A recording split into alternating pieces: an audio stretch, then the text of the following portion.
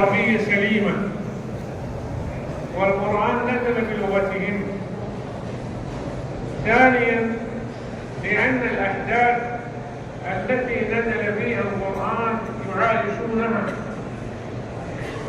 إذا تكلم عن أحوال المشركين فهم يعايشون المشركين ويسمعون اعتقاداتهم، وإذا تكلم عن المنافقين فهم يعايشون المنافقين ويعرفون التواءاتهم وحججهم الشيطانية. فالأمر في غاية الوضوح. ثم إن الرسول صلى الله عليه وسلم يفسر لهم ما جاء من الله عز وجل، لأن الله قد أمره بذلك، فهو يبلغ البلاغ المبين.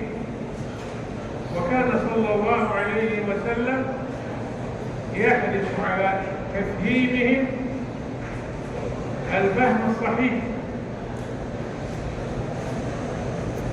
ولا يهد الكلام هدا، بل يفصله ويبينه، وهم يسألون عن كل ما أشكل عليه.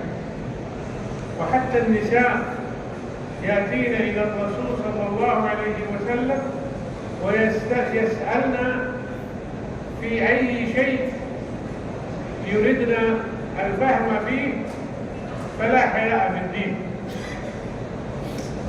فهذا جعل دين الصحابة متميز بالفهم والعلم،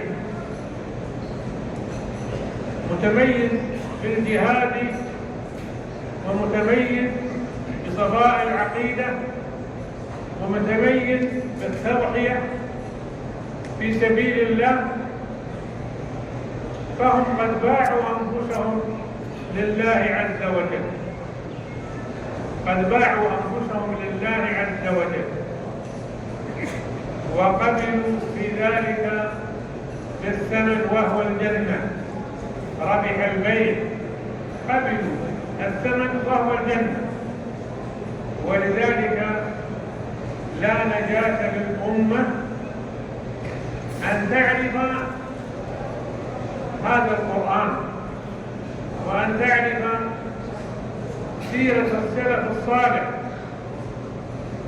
وأن تعرف الدين. ولأن الرسول صلى الله عليه وسلم بين الخيرية لهذه الأمة وخيريتها في إيمانها بالله، وفي الأمر بالمعروف، وفي النهي عن المنكر، وفي الجهاد في سبيل الله، وفي الدعوة إلى الله. هذه خيريتها.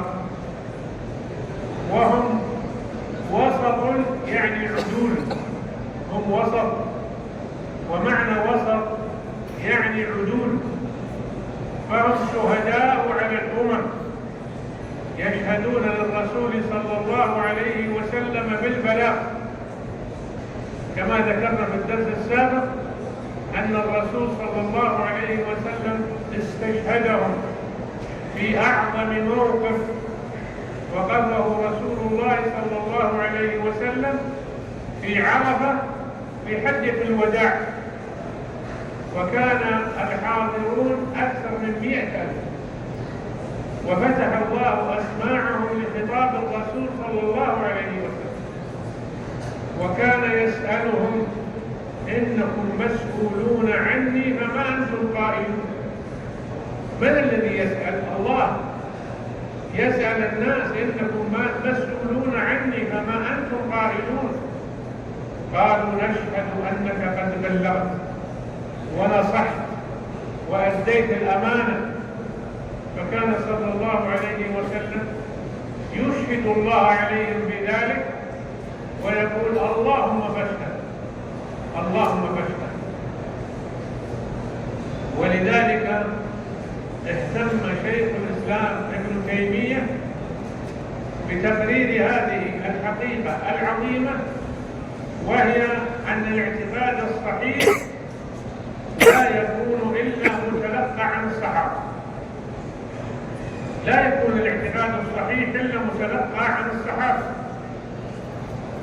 لفقههم في دين الله، ولأن الرسول صلى الله عليه وسلم قال: من يرد به الله خيرا يفقهه في الدين.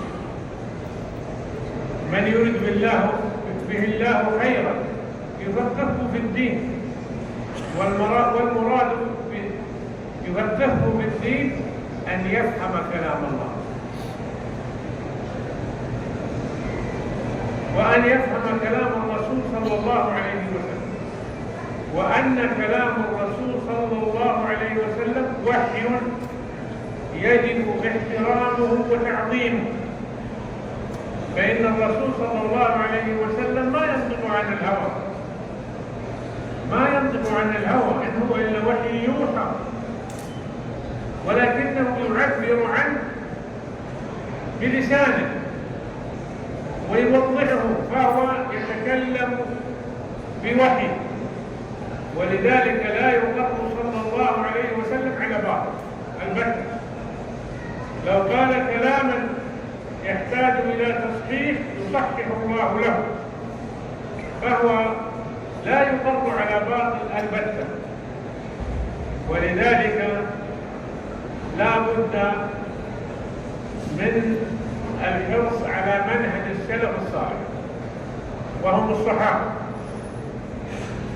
والحرص على منهج السلف ليس بالكلام، ليس باللسان، ليس ليقول الإنسان أنا سلف،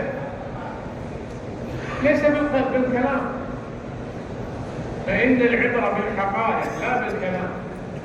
لا يقول شخص مثلا يسمون أنفسهم السلفيين ويرون أنهم كأنهم يمثلون الصحابة، وبالتالي يقاتلون الناس على ما يأمرونهم به وينهونهم، ويقولون تخالف السلفيين وتعاد السلفيين ونحو ذلك، فالأمر ليس كذلك. العبرة بالحقائق، فالسلفي هو الذي على منهج الصحابة رضوان الله عليهم. أما الذي يدعي دعوة، وكل دعوة لا بد لها من برهان، كل دعوة لا بد لها من برهان، ولذلك السلف فهموا العقيدة فهما صحيحا، وعلموها ونقلوها للعالم. والعالم من في زمانهم نقلوا إلى الشرق وإلى الغرب، وأنتم تعرفون الفتوحات الإسلامية أين وصلت، حتى أنهم دخلوا إلى الأندلس. الأندلس الآن هي أسبانيا والبرتغال، فهم دخلوا إلى الأندلس، دخل عبد الرحمن الداخل ومن معه، ودخلوا إلى الهند وإلى السند. ماذا نقلوا؟ نقلوا القرآن والسنة، يجاهدون عليها، نقلوا القرآن والسنة تعليما وعملا، هذا الذي نقلوه. ليس عند أحد أخطاء، لا يسلم البشر من الأخطاء، لا يقع غلط، قد يقع غلط، لكن هذا المنهج الذي ساروا عليه بهذا الطريق. ولذلك الفهم الصحيح هو فهم الصحابة، لا فهم المدعى، لا فهم شخص يدعي ويقول أنا سلفي. لا بأس أن تنتسب للسلف، وهذا شرف عظيم أن تنتسب للسلف. ومن الذي يرغب عن الانتساب للسلف؟ لكن بالحقائق لا بالأسماء، بالحقائق.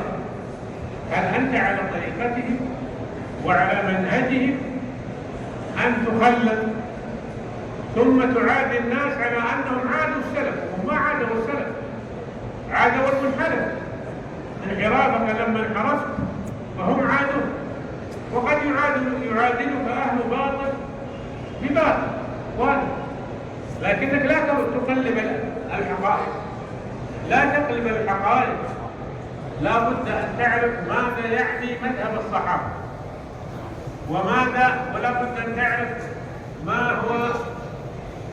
من هم السلف، وهم كما قلت لكم نقلوا في الإسناد، نقلوا هذا الدين في الإسناد، ولذلك ترجع إلى الإسناد الذي نقلوا به.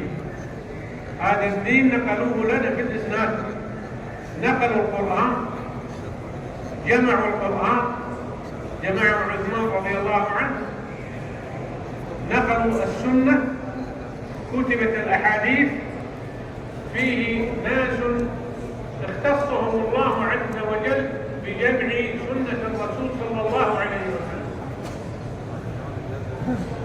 البخاري الذي الآن عليه هجمة شرسة من أعداء السنن، البخاري جمع صحيح البخاري وهو من بخارى، لكن الله عز وجل يقيض لدينه من يشاء. فالعبرة ليست بالنسب، العبرة ليست بالموطن، العبرة هي بما يحمل المؤمن في قلبه من الإيمان. لو كان الدين عند الثريا لناله أقوام من هؤلاء. العبرة بما يحمل. فكتب البخاري صحيح، وكتب مسلم صحيح، وكتب أصحاب السنن، وألف العلماء، ونقلها أهل السنة والجماعة.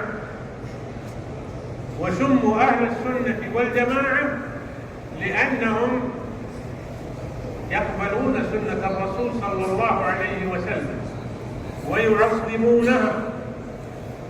يقبلون سنة الرسول بشرط أن تكون صحيحة، ليست كالحكايات المكذوبة على الرسول صلى الله عليه وسلم. لا بد أن تكون أسنادها صحيحة إلى الرسول صلى الله عليه وسلم، ولذلك يقبلونها ويعظمونها. ولما حاول أشخاص أن يحتجوا بالقرآن فقط، قال صلى الله عليه وسلم: لا ألزين أحدكم متكئ على أريكته يقول ما جاء في القرآن أخذنا به، وما جاء في السنة يتركونه ما يعنيه. ولذلك كثر أعداء السنة من قديم، وكان من الفرق المبتدعة الذين يعادون السنة الخوارج وغير الخوارج كالمعتزلة وأهل الكلام الذين تأثروا بالفلسفة، فإنهم أعداء السنن لأنهم لا يفقهون السنن.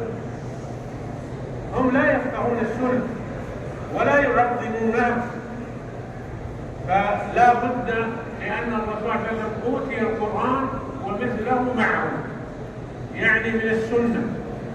ولذلك لو نظرتم الآن إلى أشياء كثيرة موجودة في السنة، مثل كثير من الأحكام، كثير من المحرمات، كثير من فروض الصلاة وغيرها،